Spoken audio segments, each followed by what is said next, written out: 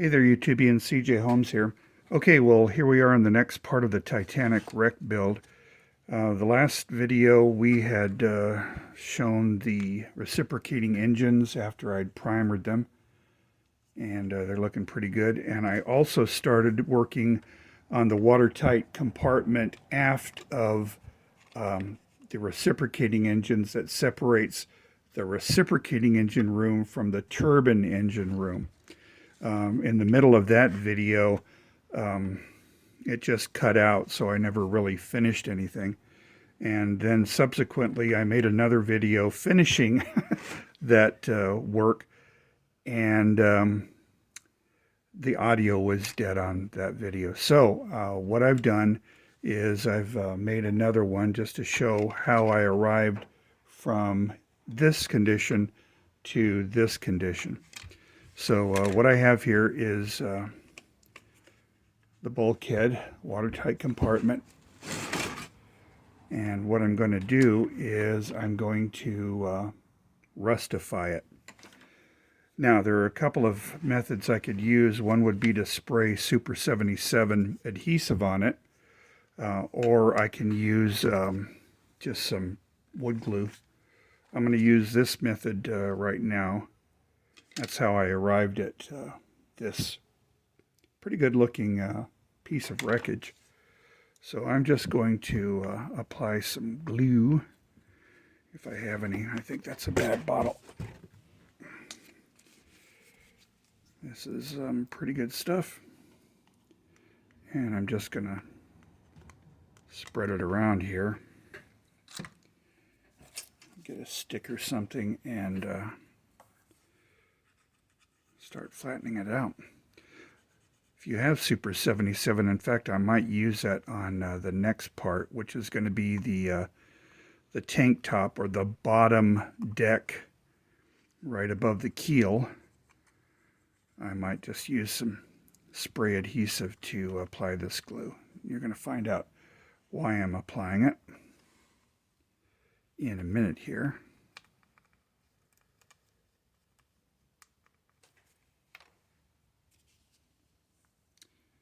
Put some more glue.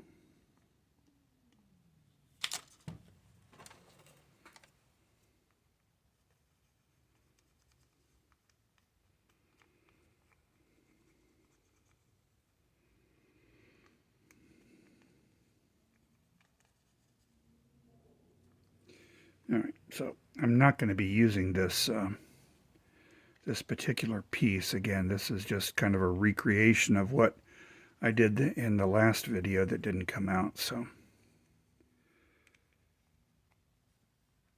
anyway, give you an idea.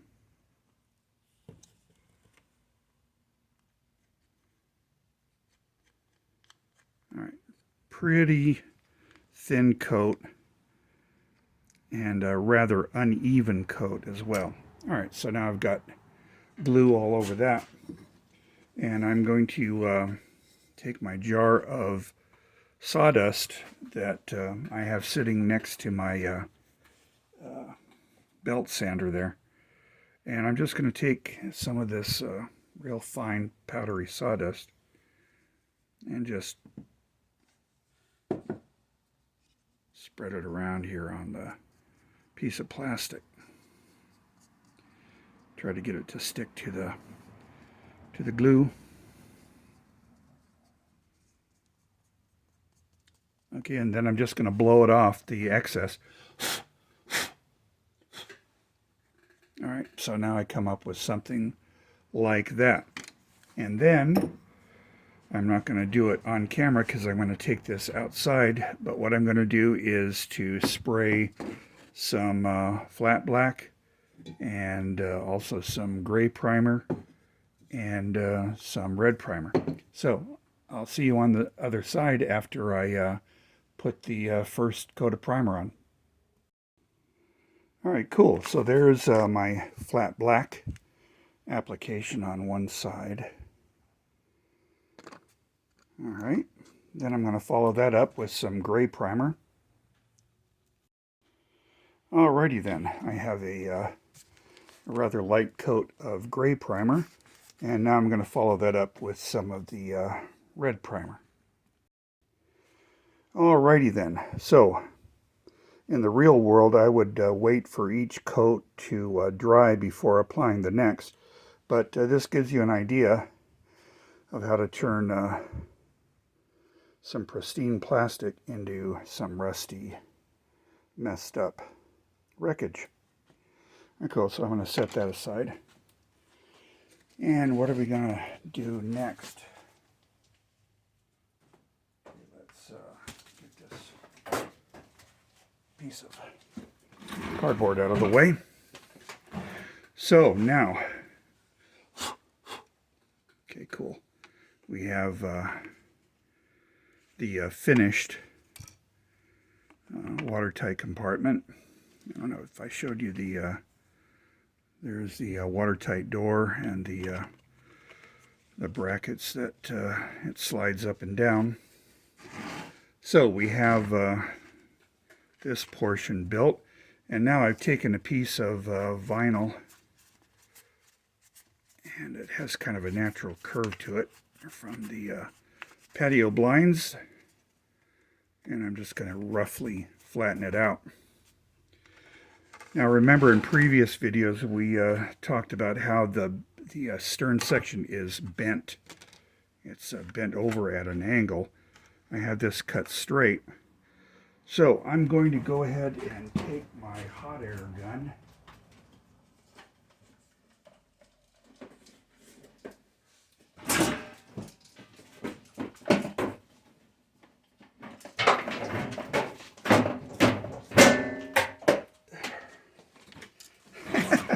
Oh my goodness, it was really stuck in there. I think my air compressor was holding it in. But anyway, live as it happens. Okay, so I'm going to plug my hot air gun in, and I've marked roughly where I want to bend it. And I'm just going to heat up this vinyl. I've discussed this before, but this vinyl really heats up nicely. It doesn't melt as easily as styrene plastic. You can really make it conform. You can't see that it's starting to buckle. But anyway, so now I'm going to...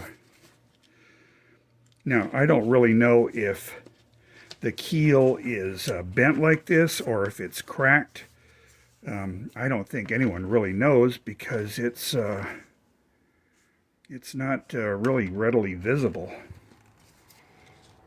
There's been so much attention paid to the bow section when expeditions go to visit the wreck. For one reason, because it's an intact and an interesting place to visit. Another reason being that the stern section is really a very dangerous place to take a submarine or any type of research equipment. So I don't need anywhere near that much plastic. I haven't glued this in yet, just because there are things that I may want to do to it. But now that I've bent it, I have a pretty good messed up keel there. It looks pretty good. I am going to trim a little bit off this side here to give it a little bit better fit.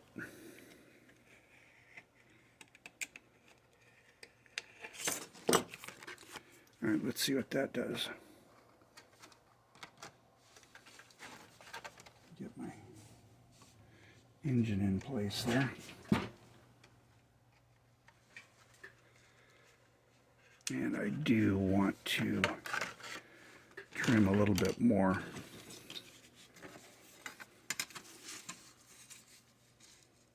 I think I'm just going to freehand it. Let me draw a little bit of what I want to do. This I just eyeballed. I didn't follow any strict measurements. Suppose you could take the keel of the model and just trace the bottom, but anyway, I'm just trying to get a good ballpark representation.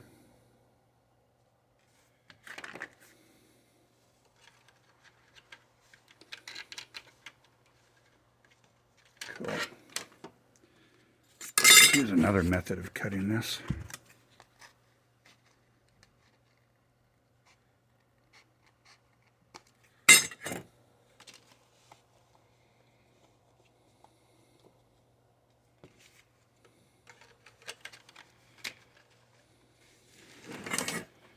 Okay, I can turn my hot air gun off. And do some measuring.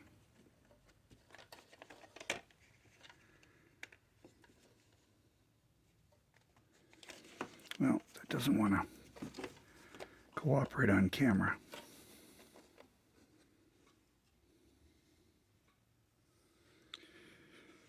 The main reason I'm not cementing this in is I want to have access to the engine in order to add the rusticles and other effects. However, that looks pretty good. I'm happy with that. Now, the next thing I'm going to add to this are the thrust blocks, which were just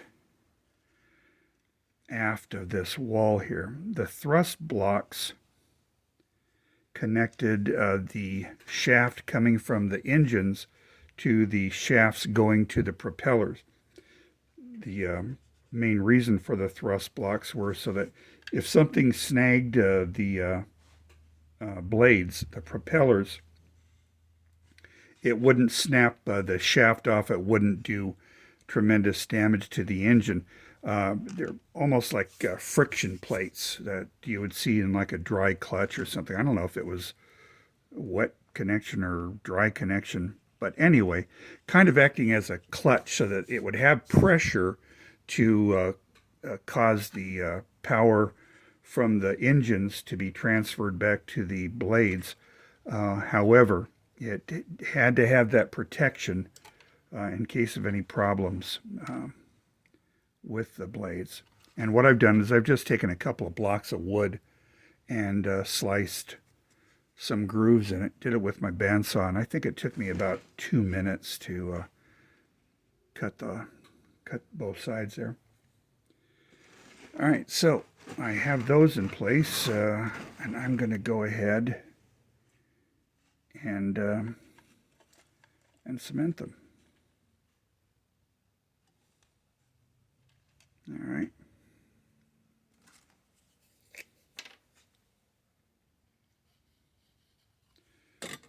All right, there's going to be some glue going there.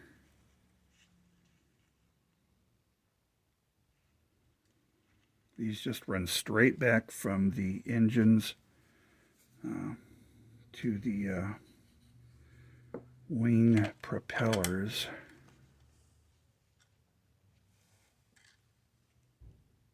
Awesome. Alrighty.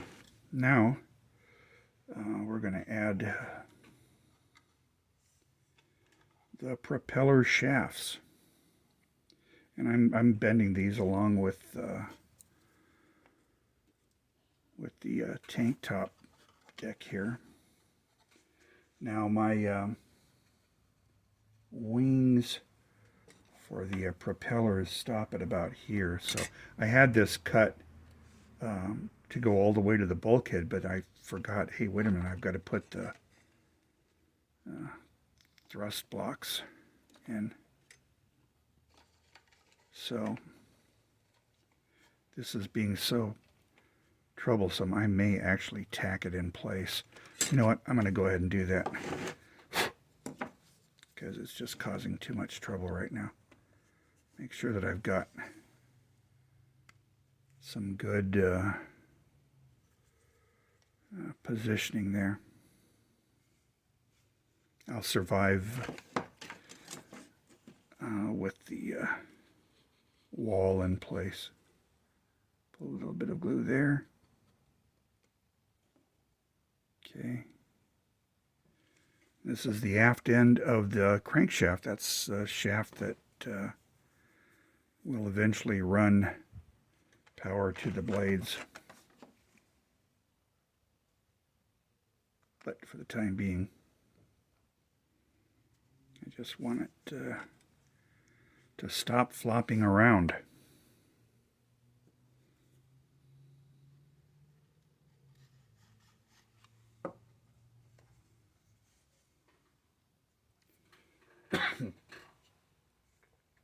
Alrighty then. So now I'll put this back in its approximate position, and this is going to go aft of this. I'll also in the next video be building the remains of the turbine engine and some of the condensers and such, the pipes that go from the reciprocating engine room into the turbine engines, these pipes. I'll add those later. But for right now, I just want to be able to get this tank top going. And I'm not even sure that I'm going to add these shafts because there are some more supports. I want to put up another watertight compartment. And so I think I'm going to leave these for now. But what I am going to do is let's go ahead and paint this. And do I have Super 77? I'm actually experimenting with that, so I'm going to meet you on the other side while I try to dig out my spray adhesive. Yes, I do have some Super 77, so I'm going to take this outside and just spray a coat of the adhesive on this, and then we'll add some more goodies to it. So put that on my tray here, and I'll be right back. Alrighty then, I have a nice coat of adhesive on this, and I'm going to add my my sawdust. I could build up the other components before doing this, but I think we'll be all right doing it like this. I can certainly scrape away some of this stuff when I go to glue things down. All right, so let's see how that works. I'm going to blow this off.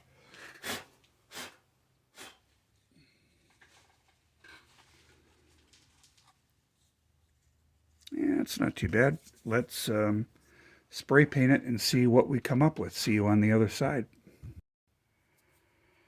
Alrighty then, so here's what I have after a couple of coats of adhesive and some black, gray, and red primer. And this is just quick and dirty again. I would normally do this over a much longer period of time to allow the coats to dry. But anyway, that's what we have so far. Okay, I think we'll be all right with that. See if you can see that.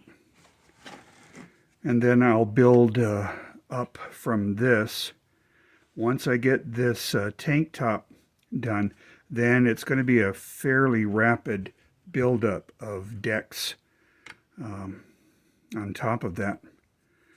And then hull pieces, and anyway, got a lot more work to do on this since it's almost entirely a scratch build, so it's going to take a while. But there you go.